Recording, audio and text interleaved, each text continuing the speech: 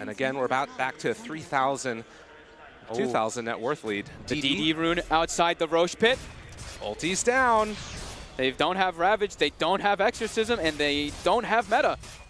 They do have Chain Frost, they have a pipe, no Kunkka for 15 seconds. But they're going to be full HP while doing this.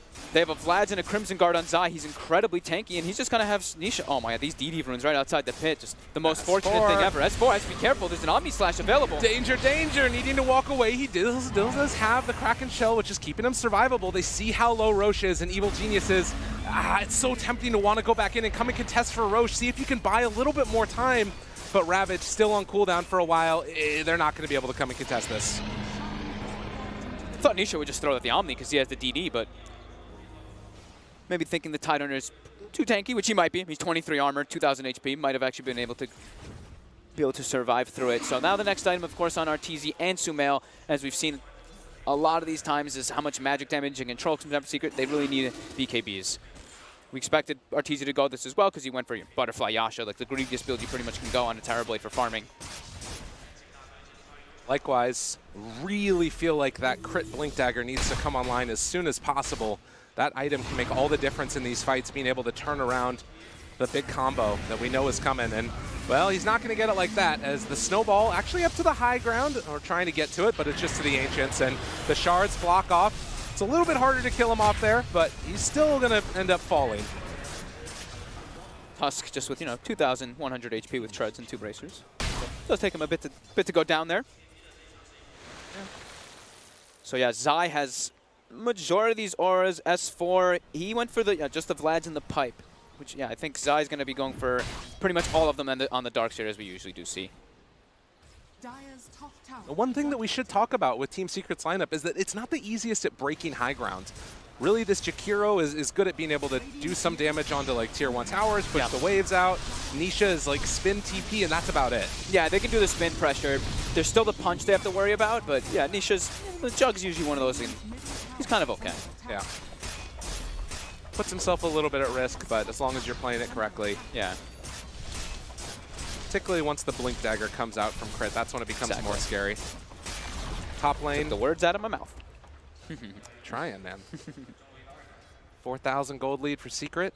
See RTZ doing what he does best, sending illusions to cut these creep waves constantly so he can get a little bit more farm in that mid lane. And now they've got everything available. On the side of EG, they want to try to take a fight versus Secret, but Secret still has a good amount of time on that Aegis. So area control is the name of the game. These high ground controls to see who gets the initiation first is really important in these upcoming fights. Oh, all the bounty runes. Mid one playing it safe too. He's going to be going for the BKB right after that Silver Edge to be able to soak, of course, the control that comes out from EG and their magic damage. There's a Yule Scepter on this Death Prophet. He reveals himself, but immediately pulls back in. Sumail can't get in range. But it looks like they're going to try and pressure for this tier 1 tower bottom, while simultaneously Secret pushing up top lane. And one thing we didn't have addressed really either is we've talked about Darkseer a bunch. Zai, he's been having a very good tournament actually, one of his best that I've seen. He also is a Darkseer versus a Terrorblade. So Wall of Replica is the thing that we do have to watch out for. As to the stronger Terrorblade gets, that wall is going to start putting in a beating onto his team as well. All right, BKB timings. You have it on the Terrorblade. You have it on the Death Prophet. Okay. What do they want to do? I mean, still, Roche, they're going to have that Aegis for another couple of minutes. But it feels like after that point, it could be a free-for-all.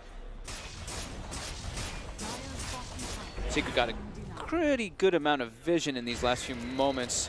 I've been seeing them keeping tabs on Ancients or even blocking Ancients constantly versus RTZ too. Nisha getting chased out here. Crit trying to find eyes on him. Can he get in range just outside of vision? And they're still chasing, but doesn't look like they want to go any further forward as... Well, on the other side, Yapzor, Sinister Gaze, S4, he's got Ravage if they want to move forward into this one. The boat to try and follow it. They have the break, and now the toss back onto the Tidehunter with the Omni Slash. He's silenced. He can't crack it, show it off. He wasn't able to do anything. He has buyback if they want to continue with this fight. So the snowball putting him into position. Crit very low on HP, and it looks like EG is going to have to back out. They also lose the Lich. Arteezy's on the high ground. He's stuck up on the high ground of the Avalanche. The toss. They got him caught. Arteezy, where are you going to go? Clipped up, in trouble. But S4 buys back. He wants to deal his damage, but he can't do anything. They're too far away from him. That Terrorblade is stuck up there, and Sumail left all alone to his own devices. They can't do anything at all. Where's your damage? It's up too high. They want to pull the fight back over to this side of the engagement, but it's not happening. He's still up there. Evil Genius is gonna lose their carry in the most tragic of ways as S4 just wants a little help, but it's not coming. Oh, no, no, no, no, no. The Torrent, the Ava, the toss, and the destruction. Oh my God, that was with the S4 and the crit buyback. This could just be the game. Zai with the most game-winning vacuum on the high ground. Arteezy tried to TP, but he didn't use his BKB before TPing. He wanted to save it, he got greedy, and he gets punished. They're just going tier 4s, they know. They know, they can smell blood. Secret wanting a date with Virtus Pro, and Zai gives them the thanks. Of course, after that play, that vacuum by Zai, we were just talking about how great of a tournament he's had. What a beast.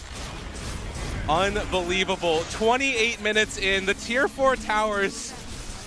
Right now, it is silent out, but Evil Geniuses on the verge of elimination. Secret doing it to him yet again.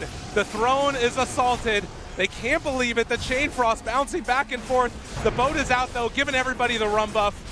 The damage mitigation is there. The Ava, the toss. They want to hold this one, if at all possible. Now the BKB moving forward. There's no Metamorphosis, though. He's beating into Puppy, wanting to take his revenge. They will find that kill, but the buyback comes immediately. Secret want to end this game, and there's going to be the back in the wall. The combo, it comes back in, and they find the kills needed. But Arteezy, he gets the Sunder off, just trying to live through this one. They have the spin, and he needs to back out yet again. This Throne on such low HP. Can they kill it off in time? And it's going to happen. Good game called. Secret are going to the grand finals. Wow. That was with EG, with their timing. That was, all right, we've got our BKBs online. Let's try to take this fight. They lose heroes one by one by one. And even this little break, and this is the new Avalanche. S4 can't cast Ravage because you're just getting mini-stun over and over again. And then the high ground vacuum. Oh my God, Zai. Zai made the play of the day. Holy crap. Play of the tournament. And it puts him in the grand finals. Arteezy got punished for not BKB TPing on that high ground. Probably wouldn't have been able to take the fight anyway if he did use the BKB and TP out, because then he can't walk back in without it. Oh, and gives him the hug afterwards. Of course. I mean, that's the thing to keep in mind. All these players respect each other. They walked out, you know, from the hotel, and they're giving each other little high fives and stuff right before this series started. Oh my God, that was insane though. What an ending to, like, great series by Secret. My word, Secret versus Virtus Pro in the grand finals. Maybe not the way that we anticipated in the 2-0 over Evil Geniuses, but nonetheless, still a solid showing from them. You know, they're going to go out in this tournament, probably not feel the best about it, but